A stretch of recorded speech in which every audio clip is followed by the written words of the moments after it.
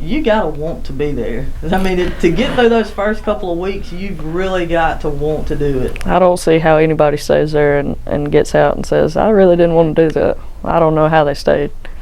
Because that's the only reason that kept me there. I know that is the fact that this was what I wanted to do, and there wasn't going to be anything to stop me. So I don't know how anybody did it and didn't absolutely just love it.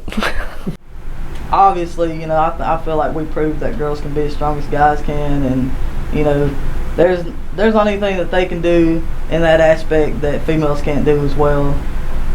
I've always been involved in the more outdoorsy and that kind of thing. Like I said, I've been hunting all my life, so I wasn't into the ballet or the dancing or anything to that. It was softball and hunting and fishing and anything I could do to be with my dad outside. So honestly, I don't think any part of it was just extremely difficult just because we were females, other than the outlook people have on the fact that we are females. It's a lot different when you've got somebody in your face, and you're doing push-ups or flutter kicks or something like that, and you can't stop when you want to. That makes a huge difference. So it was kind of challenging, It got better as time went on, but it wasn't easy. I'll put it like that.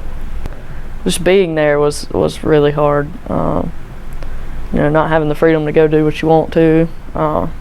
It's kind of like having a job, but you never get to go home from the job, until the weekend. So it was stressful.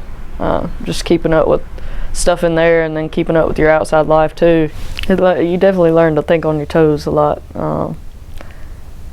just to be able to make a decision, as quick as possible and execute it.